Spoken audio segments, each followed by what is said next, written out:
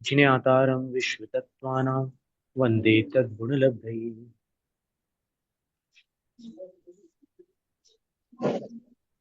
Okay कर दो।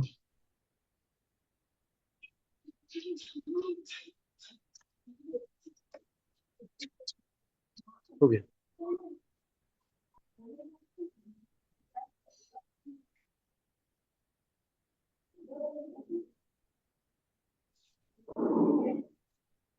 अत्राह, यहाँ कोई कहते हैं तस्यैकस्य आत्मनो ये भावा, उस एक आत्मा के जो भाव हैं, औपशमिक आदयः, औपशमिक आदि भाव हैं। द्वितीय अध्याय का द्वितीय सूत्र है। हम्म। ते किं वेदवन्त उत अभेदा इति।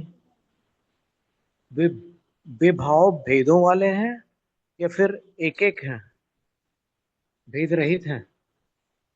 अत्रोच्यते भेदवंत, यहाँ कहा जाता है कि वे भेद वाले हैं। पांच भाव बताए थे ना, वे भेद वाले हैं। यद्येवम, यदि ऐसा है, भेदा उच्यंतामित्यतः, तो भेद कहे जाएं, इसलिए अतः यहाँ से सूत्र कह रहे हैं विनवाष्टादशैक विंशति त्रिभेदा यथाक्रमम। यथाक्रम, जो क्रम था भावों का, उसी क्रम से द्वि, औपशामिक के दो भेद, क्षायिक के नौ भेद, क्षायोपशामिक मिश्र के अष्टादश 18 भेद, औदयिक के एक विंशति 21 भेद, और पारिणामिक के त्रिभेदा 3 भेद हैं। व्याधीनां संख्या शब्दानां कृतद्वन्द्वानां भेद शब्देन सह स्वपदार्थेन्य पदार्थे वा वृत्तिर्वेदितव्या। दो अधिक जो संख्यावाची शब्द हैं, उनका द्वंद्व समास किया गया है, और विजित उनका भेद शब्द के साथ स्वपदार्थ और अन्य पदार्थ के विषय में, स्वपदार्थ अथवा अन्य पदार्थ के विषय में वृत्तिर्वेदितव्या, समास जानना चाहिए।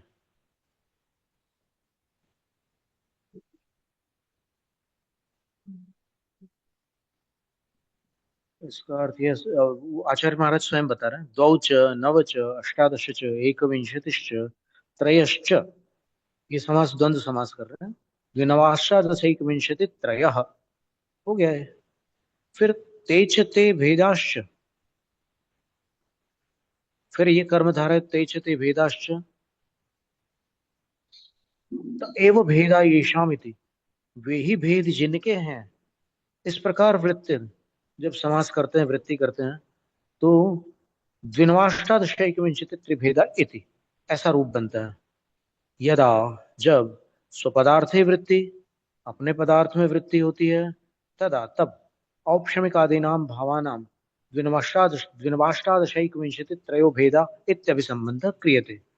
तब औपशमिक आदिक भावों का 2, 9, 18, 21 और 3 भेद, उनके 3 भेद है, इस प्रकार अभिसंबंध किया जाता है। और अर्थवशात विभक्ति परिणाम इति, क्योंकि विभक्ति का जो परिणमन है वो प्रयोजनवश होता है। विभक्ति जो भी डली है वहां पर, आपको जिस उद्देश्य से वो विभक्ति डली है, उससे भिन्न अर्थ ग्रहण नहीं करना है। यदा, फिर कह रहे हैं, ये स्व पदार्थ की बात हुई। अब यहाँ पर कह रहे हैं यदा अन्य पदार्थ है वृत्तिस। पूज्यपाद आचार्य महाराज लक्षण शास्त्र के सबसे बड़े विद्वान थे, व्याकरण के रचयिता थे, व्याकरण ग्रंथ के रचयिता थे। तो वो यहाँ पर व्याकरण के नियम समझा रहे हैं। यदा अन्य पदार्थ है वृत्ति, जब अन्य पदार्थ में वृत्ति की जाती है, तदा निर्दिष्ट विभक्त्यंता एव आभिसंबध्यन्ते, जो निर्दिष्ट विभक्ति जिसके अंत में है, वे ही अभिसंबंध को प्राप्त होते हैं। औपशमिकादयो भावा विनवाष्टादशैक विंशति त्रिभेदा इति। औपशमिक आदिक भाव 2, 9, 18, 21 और 3 भेदों वाले हैं, ऐसा संबंध बनता है। फिर यथाक्रम वचनम, यथाक्रम जो अंत में सूत्र में वचन है वह यथा संख्या प्रतिपत्त्यर्थम, क्रमशः जैसी संख्या बनती है उसकी जानकारी के लिए है। प्रतिपत्ति का अर्थ यहाँ पर जानकारी है। औपशमिको द्विभेद, औपशमिक 2 भेदों वाला है। क्षायिको 9 भेद, क्षायिक 9 भेदों वाला है। मिश्रोष्टादश भेद, मिश्र भाव 18 भेदों वाला है। औदैक 21 भेद, औदैक भाव 21 भेदों वाला है। पारिणामिक भेद इति, और पारिणामिक भाव 3 भेदों वाला है, ऐसा। इसमें अच्छा, पूज्य महाराज श्री कोई इसमें और मंथन चिंतन है आपका? नहीं, या यही है, वो तो पहले ही बता दिया जो कुछ ठीक था। ठीक है, ठीक है। ये तो संख्या है, और हाँ गणित शास्त्र है जो उसको व्यवस्थित कर दिया, वो क्रम का उल्लंघन नहीं कर रहा है। हाँ, व्याकरण से उन्होंने बताया। हम्म। यद्येवम्, यदि ऐसी बात है तो औपशमिकस्य कौ द्वौ भेदौ इत्यतः आह, फिर औपशमिक के कौन से 2 भेद हैं, ऐसा पूछने पर अतः यहाँ से सूत्र कहते हैं सम्यक्त्व चारित्र्य, सम्यक्त्व और चारित्र, ये औपशमिक भाव है। व्याख्यात लक्षण सम्यक्त्व चारित्र्य, सम्यक्त्व और चारित्र के लक्षण व्याख्या में आ चुके हैं, उनके उनका व्याख्यान किया जा चुका है। औपशमिक कथमिति चेद उच्यते, औपशमिकपना सम्यक्त्व में और चारित्र में किस प्रकार से घटित हो सकता है, ऐसा यदि पूछो तो उच्यते, कहा जाता है, उसका उसकी प्रक्रिया कही जाती है। चारित्र मोह द्विविध, द्विविध, चारित्र मोह 2 प्रकार का है। कषाय वेदनीय, नो कषाय वेदनीय चेति, कषाय वेदनीय और नो कषाय वेदनीय, इस प्रकार। अभी क्या है कि इसका संक्षिप्त रूप बोलते बोलते अपन कषाय कषाय नो कषाय बोलते रहते हैं, पर इसके साथ में ये वेदनीय शब्द और जुड़ा हुआ है, जो वेदनीय कर्म वाले वेदनीय से भिन्न है। वो अघाती कर्म है, ये घाती कर्म है। तो तत्र कषाय वेदनीय से भेदा, अब उनमें कषाय वेदनीय के जो भेद हैं, अनंतानुबंधन क्रोध मान माया लोभा चत्वार, वो 4 भेद यहाँ पर जैसे यहाँ। 8 जी कर्मों महाराज। में ज्ञानावर्णीय, दर्शनावर्णीय जो प्रत्यय हाँ लगे जी, हैं, अनियर प्रत्यय प्रत्यय लगा से, है। हाँ, तो उससे जो है भावाची बनता है सब। सही तो बात अपन है। ज्ञानावरण दर्शनावरण दर्शनावर्णी दर्शनावर्णी करते रहते हाँ, अनियर प्रत्यय है। हैं। हाँ, तो इसी प्रकार से ये सब लगे हुए हैं। तो व्याकरण का जो, अकल्पनीय, हाँ, अकल्पनीय एक शब्द है। हाँ, पूजनीय शब्द है अनियर प्रत्यय से। हाँ, तो वो पूजा के योग्य, हम्म, उसका अर्थ होता है। वैसे ही ये भी यहाँ वेदनीय, वेदना के योग्य, हम्म, कषाय वेदनीय, कषाय की वेदना के योग्य, नो कषाय वेदनीय, अकषाय वेदनीय, नो कषाय की वेदना के योग्य। देखिए यहाँ पर आचार्य पूजपा स्वामी ने नो कषाय शब्द का प्रयोग किया है, और उधर 8वें अध्याय में अकषाय शब्द है।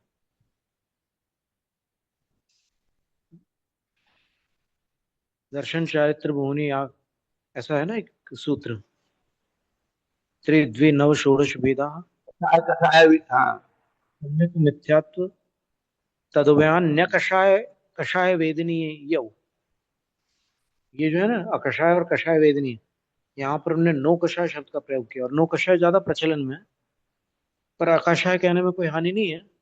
ईशत कषाय दोनों का अर्थ होता है। तत्र कषाय वेदनीय से, उसमें अनंतानुबंधी के 4 जो भेद हैं, क्रोधमान मायालोभ, वो कषाय वेदनी संबंधी हो गए। फिर दर्शन मोह से त्रय भेदा, दर्शन मोहनी के 3 भेद हैं। कौन से? सम्यक्त्वम मिथ्यात्वम सम्यक मिथ्यात्वम इति, सम्यक्त्व, मिथ्यात्व और सम्यक मिथ्यात्व, ये प्रकृतियों की बात कर रहे हैं यहाँ पर। सम्यक, औपशमिक सम्यक की बात नहीं कर रहे हैं। कर्म प्रकृति में जो दर्शन मोहनी का एक भेद है, उसकी बात है। आसाम सप्तानाम प्रकृति नाम उपशमाद औपशमिकम सम्यक्त्वम, इन 7 प्रकृतियों के उपशम से औपशमिक सम्यक होता है। अनादि मिथ्या दृष्टिर भव्यस्य, अब ये बड़ी सुंदर बात कह रहा है कि कोई अनादि मिथ्या दृष्टि भव्य जीव है, उसके कर्मोदयापादित कालुष्य सति, कर्मोदय से प्राप्त होने वाले कालुष्य के होने पर कुतस्तत उपशम, ये 7 प्रकृतियों का उपशम कैसे बन सकता है? तो आचार्य उत्तर देते हैं, पूज्यपाद आचार्य, काल लब्ध्यादि निमित्त वशात, काल लब्धि आदि के निमित्त के कारण, काल लब्धि आदि का निमित्त होने के कारण। आपके में बसात है कि निमित्त तत्वात है? निमित्त तत्वात लिखा है इसमें। हाँ, आपका शायद बसात शब्द उच्चारण। काल लब्ध्यादि निमित्त तत्वात, हाँ, काल लब्धि आदि के का निमित्त होने से, काल लब्धि आदि का निमित्त होने से इन 7 प्रकृतियों का उपशम होता है। तत्र काल लब्धि सावत, अब उसमें जो काल लब्धि है वो इस प्रकार है। 3 प्रकार की काल लब्धियां हैं। कर्माविष्ट आत्मा, कोई कर्मों से आविष्ट आत्मा है, वह भव्य, भव्य होना चाहिए। काल लब्धि कब होगी? जब भव्य होगा। और कैसा हो? कालेर्ध पुद्गल परिवर्तनाख्येव शिष्टे, काल अर्ध पुद्गल परिवर्तन जिसका नाम है, उतना अवशिष्ट होने पर प्रथम सम्यक्त्व ग्रहण से योग्यो भवति नाधिके इति, वह प्रथम सम्यक के ग्रहण को ग्रहण करने के योग्य होता है, न अधिके, अधिक काल होने पर नहीं होता। अब इस पंक्ति का अर्थ एक विद्वान ने ऐसा निकाला कि जीव अनादिकाल से ये पंच परिवर्तन कर ही रहा है, तो अभी जो उसका पुद्गल परिवर्तन चल रहा है, उसका अगर आधा बच जाए तो वो सम्यक के योग्य हो जाएगा। पर ऐसा मानने पर समस्या ये है कि यदि वो बचे हुए अर्ध पुद्गल परिवर्तन काल में सम्यक को प्राप्त नहीं होता, तो उनका मत ये है कि जब वो नया पुद्गल परिवर्तन शुरू करेगा तो उसका आधा बचने पर फिर से वो सम्यक के योग्य होगा।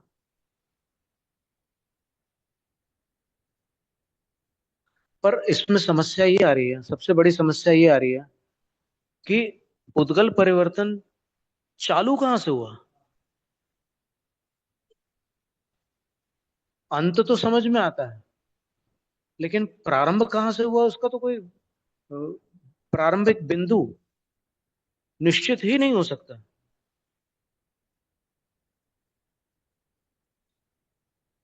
वो अनादिकाल से चालू है, तो फिर आप कहाँ पॉइंट लगाओगे कि यहां से स्टार्ट हो रहा है? तो यहां जो पंक्ति सीधी सीधी लिखी हुई है, उसका अर्थ यह है कि इतना काल अवशिष्ट होने पर, तो ये काल कौन सा काल है?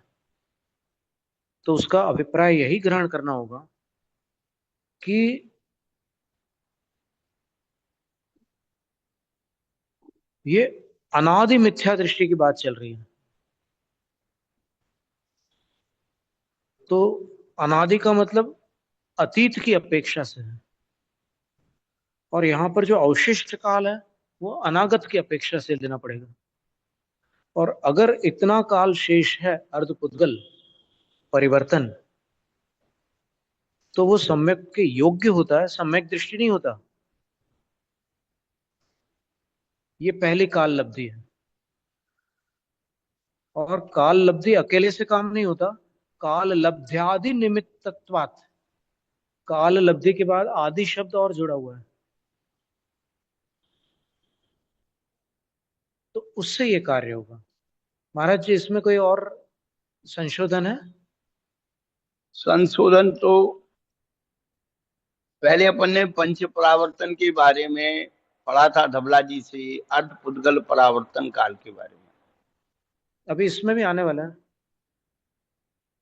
वो इतना ज्यादा खुलासा नहीं है। तो अच्छा जी। जो द्रव्य परिवर्तन का काल है, वो है परावर्तन, उसके दो भेद हो गए। हाँ जी। कर्म कर्म पुद्गल और नो कर्म। परावर्तन, नो कर्म पुद्गल परावर्तन। जी हाँ। तो जो नौ कर्म पुद्गल परावर्तन का हिसाब जब बनता है तो उसमें अर्ध पुद्गल परावर्तन की संख्या आती है। जी बिल्कुल। नहीं, ये उसमें दोनों में आ जाएगी ना महाराज जी। हाँ, कर्म पुद्गल में भी अर्ध पुद्गल बन जाएगा। नहीं, कर्म पुद्गल का जो मुद्दा है, जो हाँ जी। लब्धि तीन प्रकार से, एक काल निमित्तिक, दूसरा कर्म निमित्तिक, तीसरा भाव निमित्तिक, तीनों का खुलासा कर रहे हैं। तो पहले हाँ तीनों जी, पढ़ लो, फिर समझ में आ जाए। ठीक है, पढ़ते हैं। ये में का काल लब्धि ही, ये एक काल लब्धि हुई। अपरा कर्म स्थिति का काल लब्धि।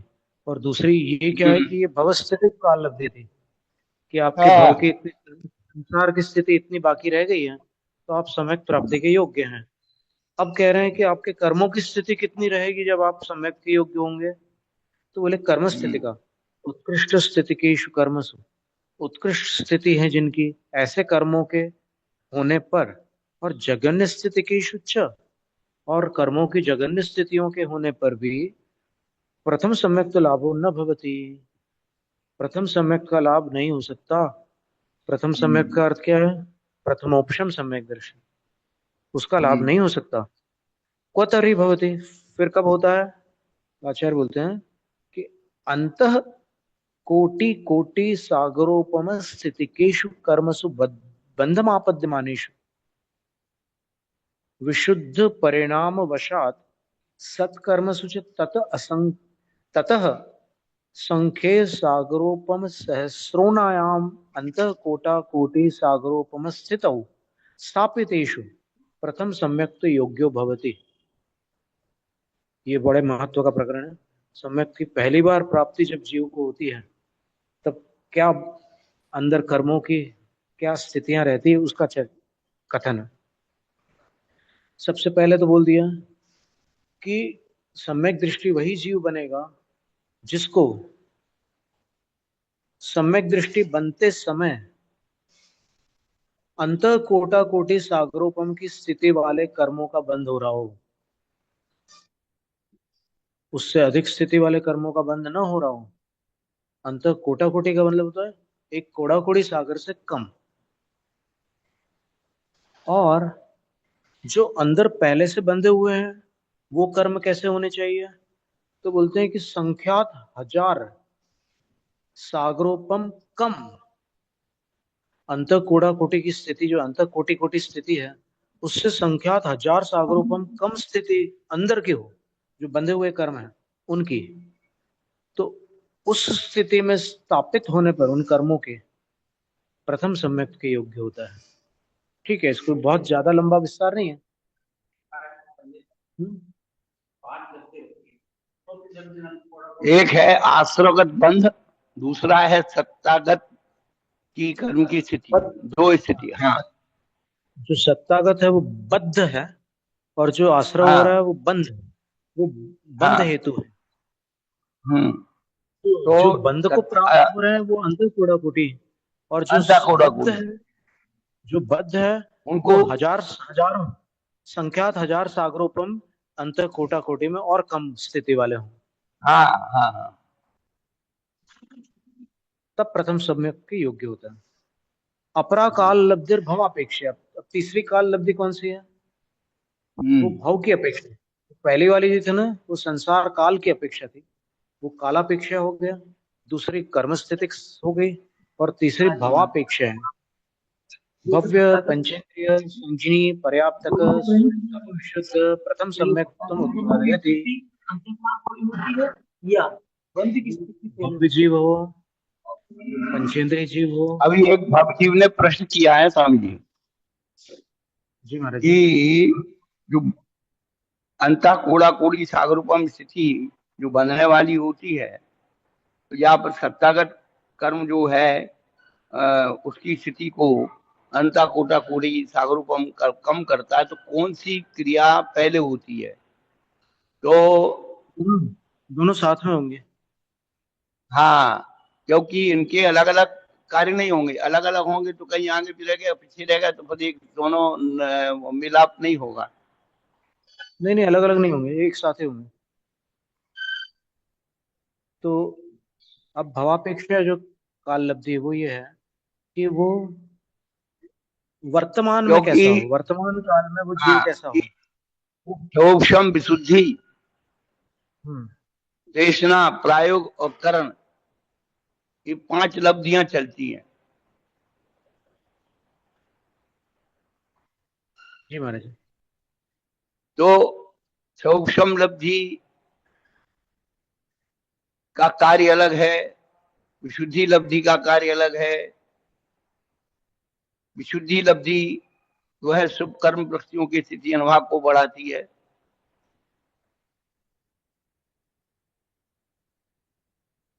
हम्म।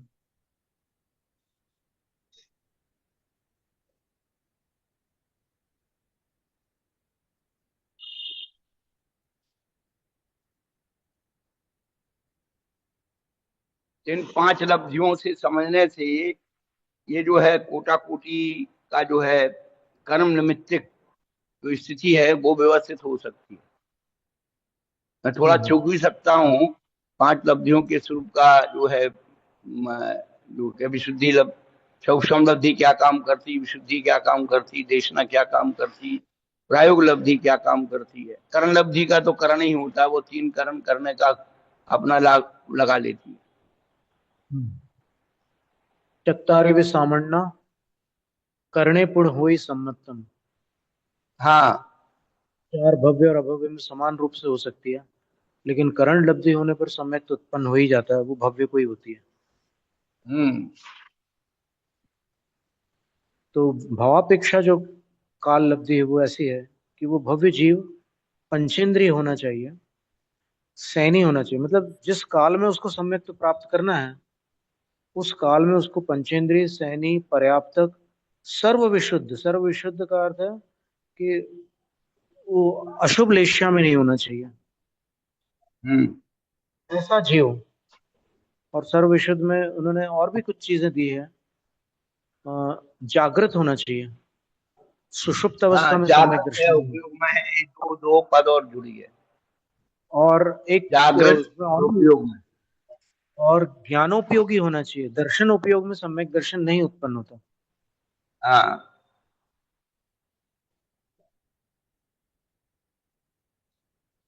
आदि शब्देन उपयोग में जाति हुई स्मरण तो आदि। ज्ञान दर्शन आएगी। और आदि शब्द से जो 6 सम्यक के उत्पत्ति के कारण बताए हैं वो ग्रहण हम्म। करना। काल लब्ध्यादि, तो काल लब्धि तो ये 3 हो गई। अब इसके बाद आदि शब्द जो आया था, उसमें आदि शब्द से जाति। जाति स्मरण आदि ग्रहण करना। कृत्स्नस्य मोहनीयस्य कृत्स्नस्य कृत्स्नस्य मोहनीयस्य उपशमात् औपशमिकम चारित्रम। संपूर्ण मोहनी के उपशम से औपशमिक चारित्र होता है। तत्र, उनमें, सम्यक्तस्य आदौ वचनम तत्पूर्वकत्वात् चारित्रस्य। सूत्र में सम्यक को पहले क्यों रखा है? क्योंकि सम्यक तो पूर्वक चारित्र होता है, बिना सम्यक के वो चारित्र नहीं होता। यह क्षायको भावो नवविध उद्दिष्ट तस्य भेद स्वरूप प्रतिपादनार्थमाह। जो 9 प्रकार का क्षायिक भाव कहा है, उसके भेद और उन भेदों का स्वरूप प्रतिपादित करने के लिए आह, आचार्य कहते हैं, ज्ञान दर्शन दान लाभ भोगोपभोग वीर्याणि च। स्वामी जी, जी महाराज जी। 8 कर्मों में केवल मोहिनी या कर्म का उपशम करण होता है। ठीक है।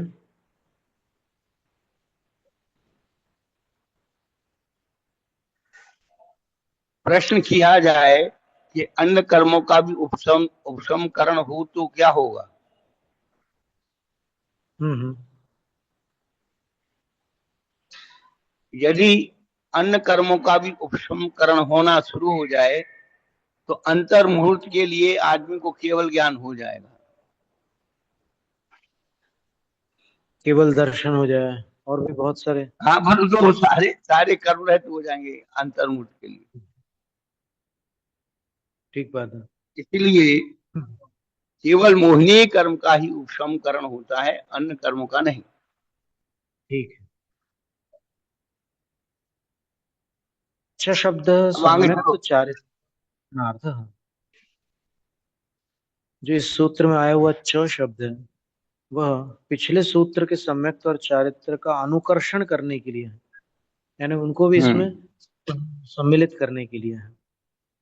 ज्ञानावरणस्यात्यंत क्षयात केवल ज्ञानम, ज्ञानावरण के अत्यंत क्षय से, अत्यंत क्षय का अर्थ है उसका ज्ञानावरण कर्म की एक परमाणु भी न रह जाए, ऐसे क्षय से केवल ज्ञान होता है, वो क्षयिक है।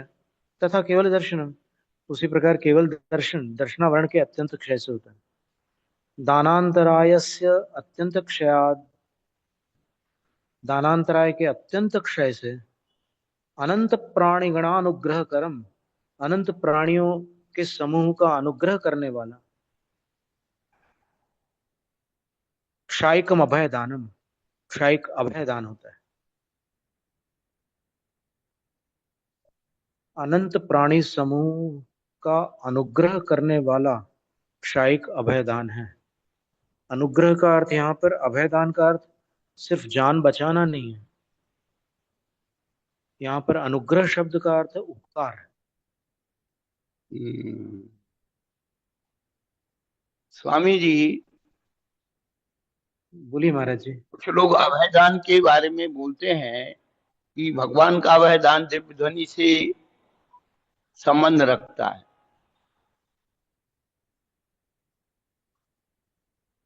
अच्छा। ये सूत्र बड़ा महत्वपूर्ण है स्वामी जी। की बात है। लोगों ने इसमें व्याख्या, जो नीचे व्याख्या थी उसको महत्वपूर्ण बना दिया, इसलिए समस्या होगी। नहीं, वो तो विशेषार्थ में तो डबल जीरो है, उसमें कुछ भी नहीं है, वो बेकार है। हाँ ठीक है ना। हम तो पूज्यपाद आचार्य को मैन रख रहे हैं। पक्की बात। पहले दो बातें, यहाँ पर क्षायक और अनंत दो की व्याख्या समझ लें अपन। हम्म। क्षायक दो प्रकार का है, एक कर्म सापेक्ष क्षायक, दूसरा क्षायक है क्षय रहित क्षायक। क्या मतलब? अनंत दो प्रकार का है, सीमात्मक अनंत और संख्यात्मक अनंत।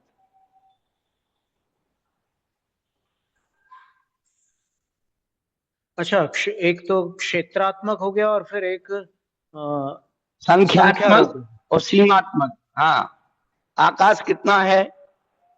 आकाश अनंत है, तो सीमात्मक अनंत है। हाँ नहीं, उसको अपन दूसरे शब्दों में ये कह सकते हैं कि काल और क्षेत्र दो अपेक्षा से अनंत के भेद बना सकते हैं। एक काल वो रूप अनंत, आपने अपनी भाषा। हाँ। और एक क्षेत्र रूप अनंत है। ठीक है। हम्म। तो सम्यक और ज्ञान और दर्शन, सम्यक तो चारित्र, ये कर्म सापेक्ष छायक है। ये कर्म से और सीमात्मक अनंत है। तो जो पांच दान लाभ उपभोग उपभोग वीर, ये कर्म क्षय से होकर के होते हुए भी क्षय क्यों है? क्षय रह क्षय, अंतराय बीच में क्षय नहीं होते हैं। जब से शुरू हुए हैं, जब तक उस अवस्था में रहेंगे, बीच में अंतराय नहीं आएगा, क्योंकि ये अंतराय कर्म की प्रकृति है। तो क्षय रह क्षय, यानी बीच में क्षय नहीं होंगे, व्यवधान नहीं होगा। और ये संख्यात्मक अनंत है। अनंत प्राणी गण अनुग्रह करम, हाँ जी। यहाँ पर अनंत प्राणियों का अनुग्रह करने वाले क्षय का वैधान होता है। यानी जब से शुरू हुआ है जब तक रहेंगे क्षय की रहेगा, बीच में व्यवधान नहीं आएगा।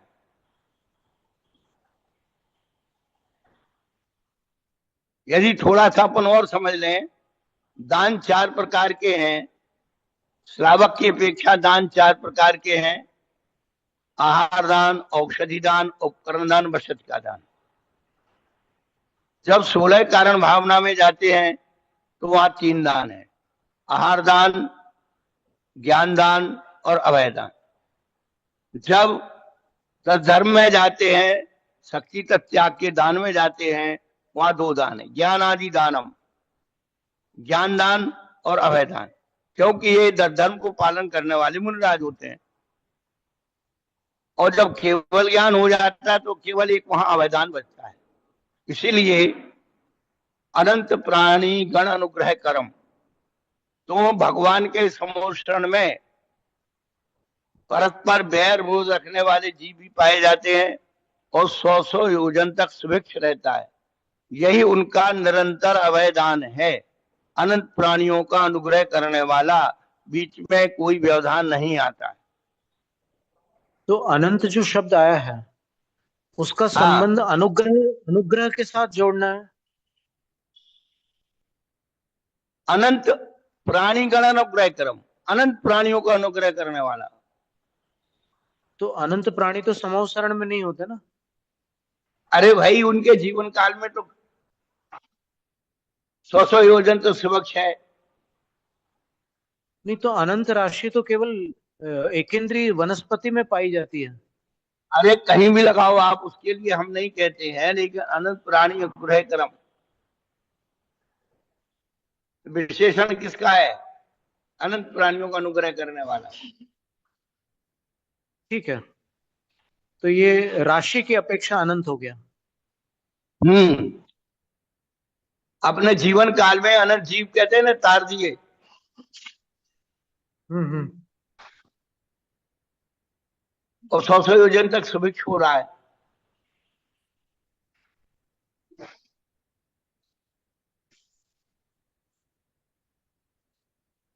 यदि ऐसा मान ले कि उनकी दिव्य ध्वनि से उपकार हो रहा है, तो दिव्य ध्वनि निरंतर तो खिलती नहीं है।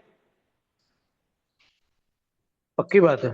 हाँ, तो जब नहीं खिरेगी तो फिर उनमें ये अभाव मानना पड़ेगा क्षायिक दान का। अंतराय आ जाएगा। हाँ, तो ये तो बहुत बड़ी दिक्कत खड़ी हो जाएगी।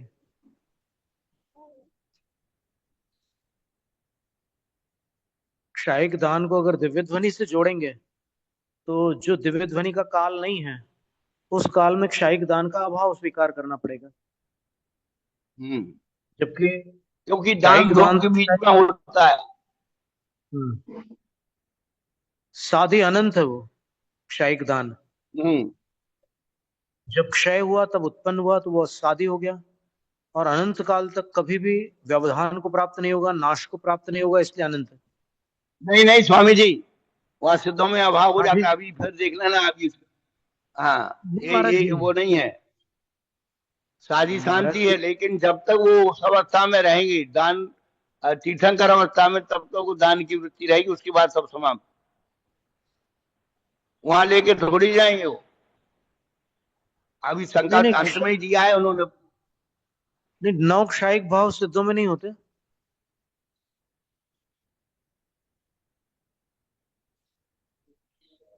देख लेना।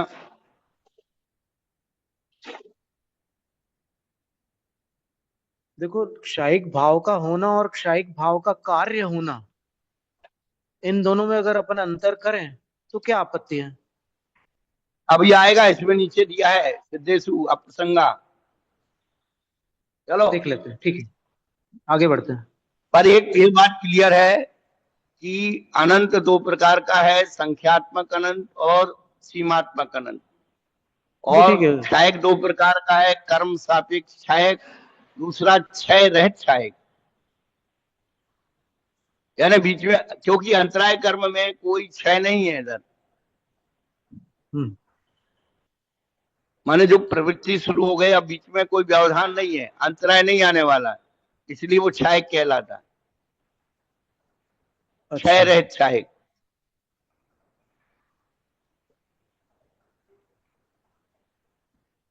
समझ में नहीं आ रहा है? यहाँ बैठे हुए श्रोताओं को नहीं समझ में आ पाया वो। इसका ऐसा हो, सरल शब्दों में ये बोल सकते हैं। देखो मेरी बात सुनो। नहीं, मुनि महाराज आहार करके आए और गुरु महाराज को बोले, महाराज हमारा निरंतराय आहार हो गया। यानी बीच में कोई व्यवधान नहीं आया। ठीक है। वो क्रिया निरंतर आहार की चलती रही। ऐसे ही उनके जीवन काल में कोई अंतराय व्यवधान नहीं। अंतराय कर्म की प्रति दान लाभ भोगो भोग भी, ये पहले तो वहां स्वरूप भेद और स्वामी भेद समझो।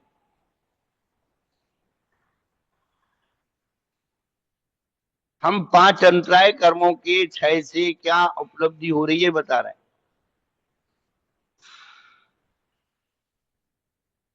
हम्म। अब दूसरा पढ़ो आप, लाभ अंतराय कर्म का।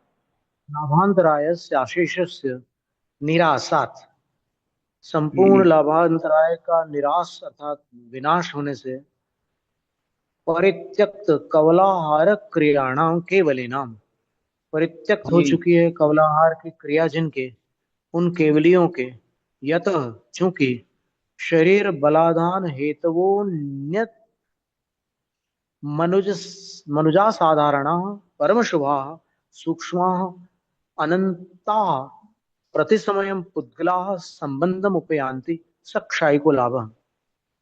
अब केवली हम्म। भगवान जो है उनके शरीर को बलाधान प्रदान करने वाले जो हेतु हैं, अच्छा शरीर को बनाए रखने में जो कारणभूत अन्य मनुजा साधारण, जो अन्य मनुष्यों के लिए असाधारण है, क्योंकि उनका परमावतारिक शरीर अन्य मनुष्यों का औदारिक है, तो ऐसे असाधारण परम शुभा, अत्यंत शुभ और सूक्ष्म, अनंत पुद्गला, अनंत पुद्गल हाँ, संख्या में प्रति, कितने हैं? अनंत। हाँ, और वे प्रति प्रति समय यानी समय निरंतर। संबंध उपयांति, उनके शरीर में संबंध को हाँ, प्राप्त होते हैं। अनंत और प्रति समय यानी निरंतर यानी क्षय। हाँ ठीक है ना। तो जब तक परमावतारिक शरीर है और जब तक योग है, तब तक वो परमाणु आते रहेंगे, कहीं बीच में रुकने वाले नहीं है। बस ये ये ये चीज अपन को एक कोट करना है। क्षायिक लाभ हो गई। हम्म। कृत्स्नस्य भोगांतरायस्य तिरोभावात, संपूर्ण भोगांतराय के तिरोभाव से आविर्भूतोतिशयवान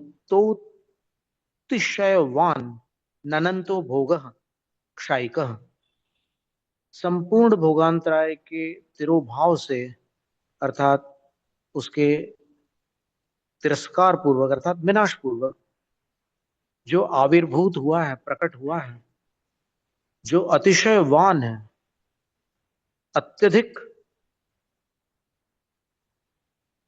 जीवों के द्वारा अतिशयवान जो का, अतिशय किया जा रहा है। जो बढ़ा चढ़ा अनंत भोग है, अर्थात अतिशय हाँ। संपन्न है, अतिशयवान का अर्थ हम्म। अतिशय संपन्न है, ऐसा अनंतो भोग हम्म। क्षयिक, अनंत भोग जो है हम्म। वो क्षयिक भाव है। ये सभी केवलियों के लिए कह रहे हैं, तीर्थंकर अकेले के लिए नहीं। हाँ हाँ हाँ, चलो आगे। फिर यतः, क्योंकि कुसुम वृष्टियादयो विशेषा प्रादुर्भवन्ति, जिसके कारण पुष्प वृष्टि आदि प्रादुर्भूत होते हैं। हाँ, केवली ये भगवान भोग के लिए अनंत, और जो उन्होंने विशेषण दिए हैं अनंत भोग क्षयिका, तो निरंतर जो है कुसुम वृष्टि आदि उनके समूषण में, उनके गमन में जो पुष्प कमलों आदि की रचना हो रही है, वो सब अनंत भोग के प्रतीक है। कमल रचना तो उनके तीर्थ विहार में देवकृत अतिशय है। हाँ, वो उनमें पुष्प कुसुम वृष्टि भी अच्छा है। चौदह कृत देव कुसुम अच्छा है कि नहीं? अक्षयवान इसलिए दिया है उन्होंने। हाँ, पर वो कुसुम वृष्टि प्रातिहार्य है। चलो आगे चलो। हम्म, वो भी क्योंकि देवोपनीत है कुसुम वृष्टि। ये प्रादुर्भूत अब होते हैं। भोग के बारे में हाँ बता।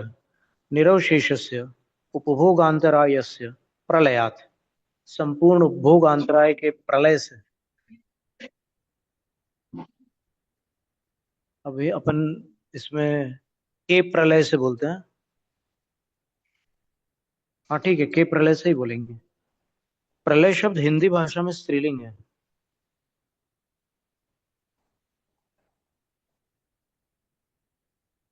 तो संपूर्ण उपभोग अंतराय के क्षय से प्रादुर्भूतो अनंत उपभोग क्षयिक। जो प्रादुर्भूत हुआ अनंत उपभोग है वह क्षयिक है। यत, जिससे सिंहासन चामर छत्रा त्रयादयो विभूतय, सिंहासन चामर और 3 छत्र आदि विभूतियां होती है, ये उपभोग है।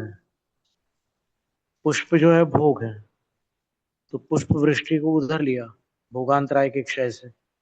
और ये जो है सिंहासन आदि, ये उपभोग है, इसलिए इसको यहां पर लिया अनंत उपभोग में। फिर वीर्यांतरायस्य कर्मण अत्यंत क्षयात, वीर्यांतराय कर्म का अत्यंत क्षय होने से आविर्भूतम अनंत वीर्यम क्षयिकम, उत्पन्न होने वाला अथवा आविर्भूतम उत्पन्न हुआ जो अनंत वीर्य है वह क्षयिक है। पूर्वोक्तानाम सप्तानाम प्रकृतिनाम अत्यंत क्षयात क्षयिकम सम्यक्तम, और पूर्व कथित जो औपशमिक सम्यक्त की चर्चा में कहा था कि 7 प्रकृतियों के उपशम से औपशमिक सम्यक्त होता है, उन 7 प्रकृतियों के अत्यंत क्षय से क्षयिक सम्यक्त होता है। चारित्र में पिता था, जैसे पिछले सूत्र में कहा था कि चारित्र मोहनी के अत्यंत उपशम से औपशमिक चारित्र होता है, वैसे यहाँ पर इनके अत्यंत क्षय से क्षयिक चारित्र होता है। तो क्षयिक चारित्र को अध्यात्म शास्त्र में वीतरागता कहते हैं।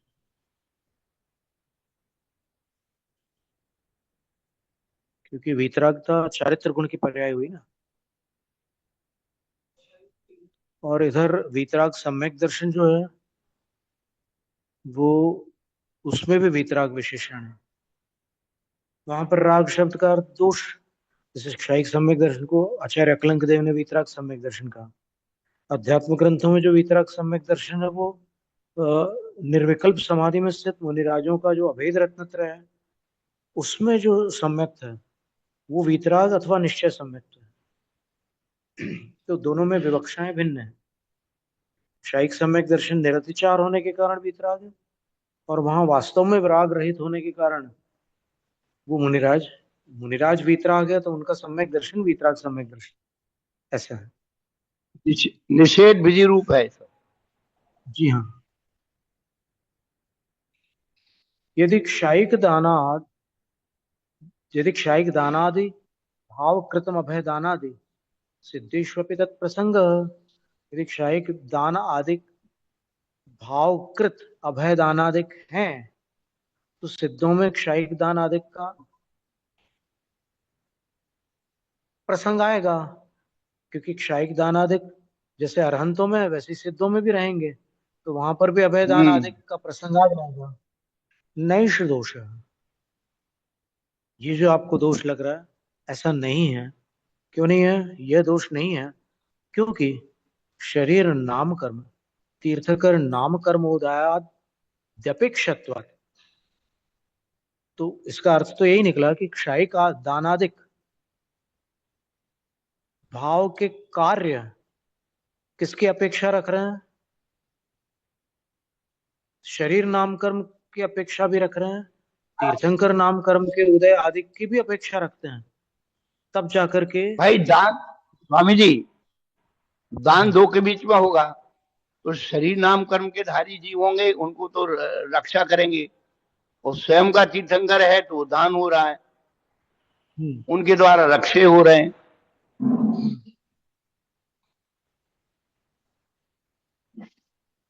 तो तेषाम उन सिद्धों के तदभावे शरीर नाम कर्म और तीर्थंकर नाम कर्म आदि के उदय का अभाव होने के कारण तद प्रसंग अभयदान आदि का प्रसंग नहीं बनेगा।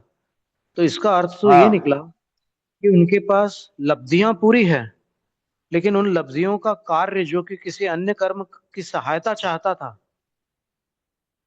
तो वो सहायक कर्म का अभाव होने के कारण, कर्म और नोकर्म का अभाव होने के कारण वहां पर कार्य नहीं होगा। कारण तो हम्म। रहेगा वहां पर भी। अब सिद्धों में देखिए भी। आगे और पूछिए। नहीं नहीं नहीं, अभी और पूछ ले, पूछ बात बता रहे सब। जी जी जी, पढ़ते हैं हम। हाँ। हमें आकुलता नहीं है, थोड़ा और सब्र रख लेंगे। तेषां तदावधि कथम तरी तेषां वृत्ति। फिर वो जो नौ क्षायिक लब्धियां हैं उनकी सिद्धों में किस प्रकार की वृत्ति होगी, कैसे वृत्ति होगी। तो आचार्य उत्तर कहते हैं, परमानंदाव्याबाद रूपेण तेषां तत्र वृत्ति। परमानंद और अव्याबाद हाँ। ही उन सिद्धों के पास, तेषां यानी उन नौ लब्धियों की, तत्र यानी उन सिद्धों में वृत्ति होगी। यानी ये हो गया, जैसे। जो कार्य अरहंतों में हो रहा था इन लब्धियों के कारण, ये कर्मों के सहयोग से, वहां पर वो कर्मों का सहयोग समाप्त हो गया, कर्म रहित हो गया, नो कर्म रहित हो गया। तो फिर ये जो लब्धियां हैं उनमें अर्थ क्रिया कारित्व तो होगा ना, कुछ न कुछ तो उसका काम होगा। तो क्या काम होगा। बोले कि वो परम आनंद और अव्याबाद रूप से ही वो उसमें काम करेगी। परमानंद तो भोग है प्रभु, और अव्ययवाद अच्छा, लाभ है। बहुत सुंदर। मतलब जो कर्म चेतना थी, हम्म।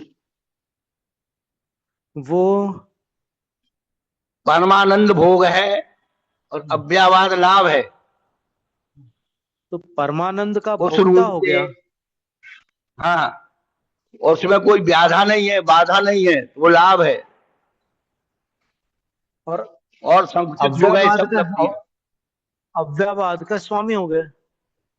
हाँ। परमानंद के भोक्ता हो गए, अव्ययवाद के स्वामी हो गए। और वो हाँ, स्वामित्व तो कैसे लाभ हो रहा प्राप्त है हुआ। उनको, बाधा रहित। पुरुषार्थ से हुआ, पुरुषार्थ से प्राप्त हुआ ये अव्ययवाद बना। हाँ। तो सिद्धों में जो कर्तृत्व और भोक्तृत्व है और स्वामित्व है, वो परमानंद, हाँ। ये अव्ययवाद के स्वामी है और परमानंद के भोक्ता है। हाँ। और अनंत वीर्य आदि का क्या होगा।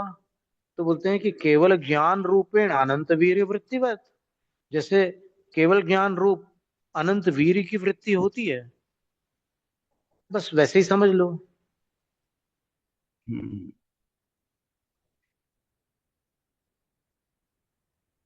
अभी साक्षात अपने को कभी दिव्य ध्वनि मिलेगी ना, तो इसकी विशेष गहराई में अपन जा पाएंगे। वहां सब भूल जाओगे स्वामी जी।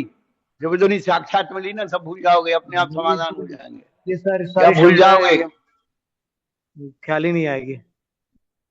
हाँ। तो वैसे ही होता है, अपन जहां पहुंच जाते हैं वहां नई टाइप की शंकाएं हो जाए होने लगती है, पुरानी वाली सब अरे कहीं पीछे अब छूट जाती शंकाओं की मत पूछिए, अब तो लघु शंका दीर्घ शंका रह गई, बाकी सब शंका चली गई।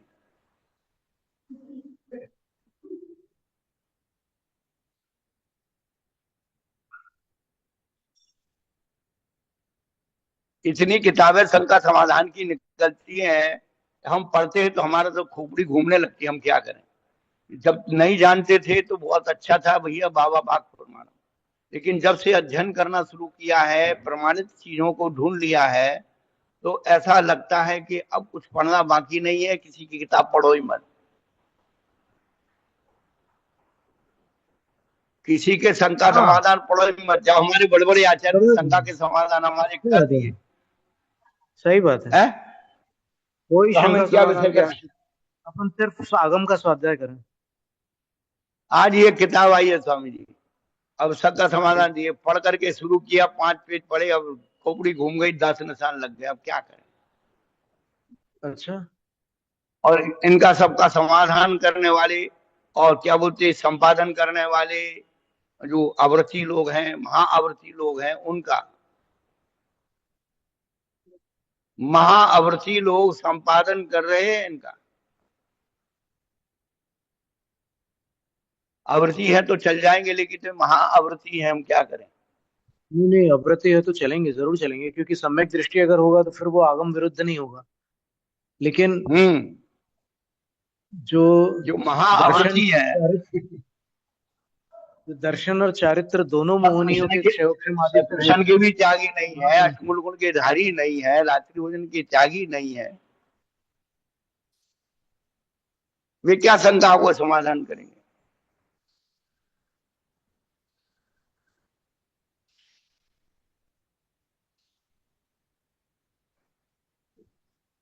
तो आज इसमें अपना समय 4 बजने आ गया। आज इतने ही रखते हैं अपन, फिर क्षायुक्षमिक भावों का हाँ, वर्णन कल आगे। फिर करेंगे। बहुत महत्वपूर्ण है, हाँ इसका विशेषार्थ और ज्यादा महत्वपूर्ण है। इसमें विशेषार्थ है क्या? प्रथम अरे संस्करण में था 1.5 क्या पेज का है। हाँ है ना, डेढ़, हाँ बिल्कुल। होगा, 1.5 पेज का है। सही बात है। हाँ। अब इसके आधार पर नीरज जी बोलते थे कि साता के उदय से कुछ प्राप्त नहीं होता, और पंडित फूलचंद जी तो बोलते ही थे कि ये तो जीव अपने पुरुषार्थ से किसी अनिष्ट को ग्रहण कर लेता है या फिर इष्ट को ग्रहण कर लेता है, साता असाता का उसमें कोई लेना देना नहीं है। चलो कोई पर बात नहीं। वीरसेन आचार्य महाराज ने धवला की छठी पुस्तक में लिखा है कि तमाम कर्म प्रकृतियों में ऐसी एक भी कर्म प्रकृति नहीं है जो इष्ट और अनिष्ट को उपस्थित कर सके। इष्ट और अनिष्ट को उपस्थित करने वाली एकमात्र प्रकृति वेदनीय कर्म है। तो फिर शंकाकार ने शंका की, फिर इसको उभय विपाकी मानना पड़ेगा, जबकि शास्त्रों में जो उत्सर्ग कथन है वो यही है कि ये जीव विपाकी है। अगर उससे संपदा आती है तो संपदा तो पुद्गल है।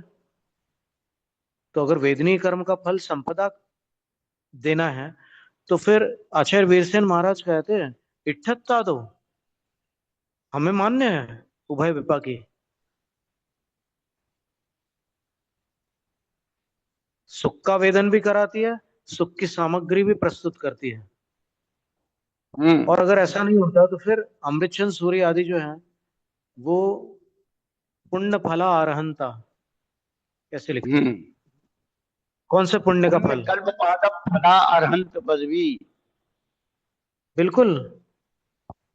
पुण्य कल्प पादप फला लिखा है, पुण्य रूपी कल्प बिल्कुल वृक्ष लिखा है। का फल है मतलब अरहंत पदवी। अमृत चंद्र आचार्य ने पुण्य कल्प पादप फला लिखा है, और कुंदकुंद हम्म। आचार्य महाराज ने पुण्य फला लिखा है। तो कोई अपने को कोई विवाद नहीं है इसमें। बात तो ये है नहीं, कल्प वृक्ष का फल, स्वामी जी टीका कि में पुण्य कल्प पादप फला टीका में दिया है। पुण्य, महाराज जी कल्प वृक्ष वहां का, कल्प पुण्य पादप, रूपी कल्प वृक्ष का फल है। वही महाराज जी वो रूपक अलंकार है। हाँ, नहीं पुण्य जो पुण्य रूपी, को उसका विष्टा, कौआ का विष्टा कहते हैं। हाँ वो ठीक है, वो ठीक है उनको। रागवीर वो तो शब्द। क्या है कि जो पिए हुए लोग हैं वो कुछ भी बोलते हैं। हाँ। जो मदिरा पान करते हैं वो कुछ भी बोलते हैं। तो बात क्या ये बात है है। कि वो फल, उनको जो बाह्य वैभव प्राप्त हुआ है वो किसका फल है? ओजस तेजो ये विद्या वीर यशो वृद्धि विजय भव सना था, महाकुला महारता मानव तिलका भवंती दर्शन पूता। ओजस तेजो विद्या वीर यशो वृद्धि विजय भव सना था।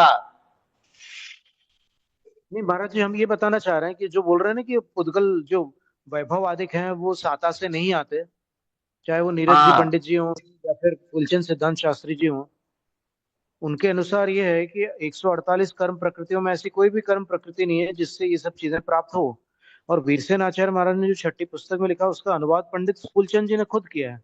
लेकिन फिर भी उनको उसमें थोड़ा सा, उसमें उनका भिन्न मत है कि ठीक है वीरसेन महाराज जी कह रहे हैं कि ये उभय विपाकी है, लेकिन हम तो उसको जीव विपाकी ही मानेंगे, ऐसा उनका मत है। अरे वे तो कुछ भी ना माने, अब उस संसार से गए, हमें क्या लेना देना। सामने होते तो बता देते कि हम्म। अब तो पीछे जो लोगों की पुण्य, चर्चा करो ही मत। महाराज आगे जी आने अपन वाले जीवों का भविष्य सुधरे वो काम करना। उनका नाम अपन न लेकर के अपन एक एक धारणा तो अपन रख सकते हैं ना कि ऐसी धारणा वाले भी जीव हुए हैं इस धरती पर। बस केचित ऐसी मन्य माना। धारणा हाँ। ऐसी धारणा वालों का प्रत्युत्तर अपने प्रवचन सार के 44वीं गाथा में ना, पुण्य फला अरहंता तेसिम हम्म। क्रिया पुण्य देखना प्रवचन सार को रखा है।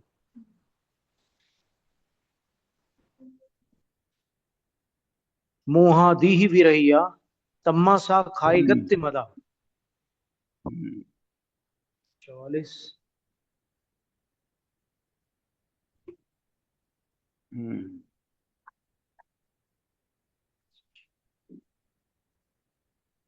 45 भी 45 भी है। 44 भी जो है हम्म, नॉन निषेध विहार, ठीक है। 44वीं हम्म, गाथा देखिए, ये लिखा है, अर्हंतः खलु सकल सम्यक हम्म, परिपक्व पुण्य कल्प पादप फला एव भवन्ति।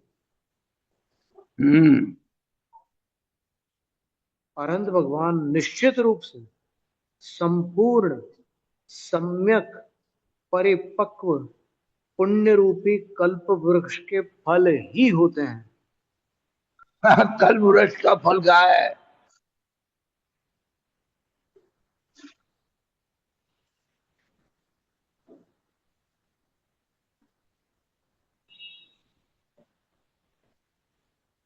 तो फिर ये जो जीव विपाकी फल है वही लेंगे क्या? उनके मत को अगर अपन प्रश्न करें तो ये तो पूरा बाह्य वैभव जो है वो उनके ही पुण्य का फल है। हम्म, इसलिए उभय विपाकी, इसलिए वेदनी उभय विपाकी है। हम्म, अब वेदनी असाता का क्या फल है? विष कंटक आदि की पीड़ा देना। हम्म। तो उनका कहना है कि विष सच्ची। कंटक आदि देना असाता का फल नहीं है, पीड़ा देना असाता का फल है। तो विष कंटक कौन दे रहा है? घर में सांप क्यों निकल रहा है? पुण्य के उदय से निकल रहा है कि पाप के?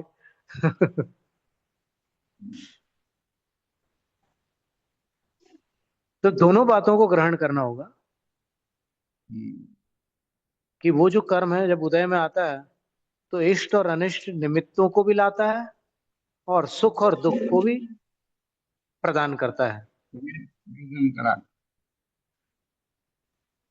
जी महाराज जी, नमस्ते महाराज जी। हाँ ठीक है। पंकज भाई नहीं बोले आज, क्या बात है कि नहीं? हम्म। महाराज जी बोलने जैसी पंकज भाई बातें नहीं बहुत। है? जब जब इतने सारी चीजों को, जब अमृत मिल रहा हो, जब अमृत ग्रहण हो रहा हो, तो बोलने वाली बात कुछ नहीं अरे अब। रहती है। हम्म। आज वो शुद्ध श्रोता हो गए। और शक नहीं रहे। उसका उसका आनंद भी अलौकिक है गुरुदेव, उसका आनंद भी अलौकिक है। शुद्ध एक श्रोता है, एक एक नई एक बात बड़ी अच्छी लगी आज, एक पर्यायवाची शब्द जैसे मिल गया, क्षायिक को पर्यायवाची शब्द मिल गया। निरंतराय कहो या निरंतर कहो, वो भी क्षायिक है। हाँ। क्षय रहित क्षायिक का अर्थ क्योंकि यही तो हो गया, निरंतर। हाँ, क्योंकि वो पांचों प्रक्रिया हैं अंतराय कर्म की क्षय से हुई है। तो जब तक वो जो है उस अनंत अवस्था में रहेंगे वो छाया की ही रहेंगी। फिर सिद्धों में अभाव हो गया, वो कहते वहां जरूरत ही नहीं है दाना भोग का।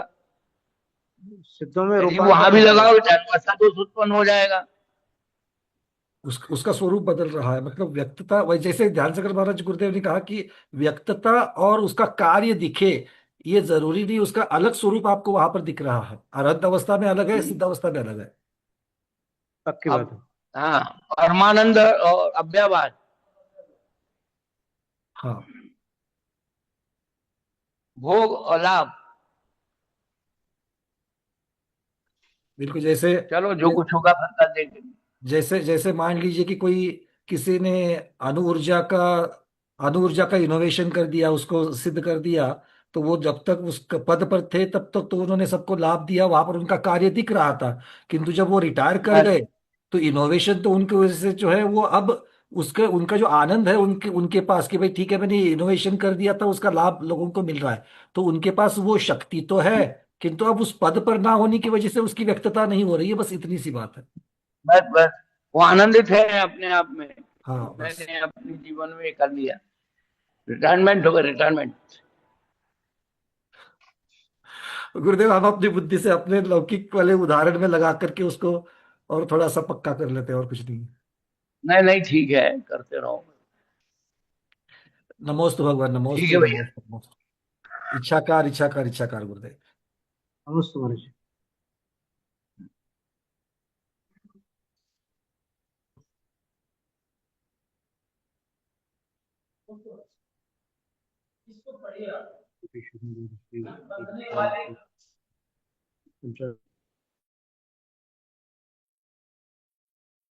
नमोस्तु गुरुदेव, इच्छा कर गुरुदेव। नमोस्तु महाराज जी, नमोस्तु महाराज जी, नमोस्तु स्वामी भगवान, महाराज जी, इच्छाई महाराज। नमोस्तु भगवान, इच्छाई महाराज। नमोस्तु महाराज जी, नमोस्तु नमोस्तु भगवान, महाराज इच्छाई महाराज। जी। नमोस्तु भगवान, इच्छाई महाराज। नमोस्तु महाराज जी, इच्छा कर गुरुदेव, इच्छा कर। नमोस्तु वंदना नमोस्तु भैया। महाराज जी, बार-बार इच्छा महाराज जी। जी। व्यक्तियों को, आधारियों को वंदना और शेष सभी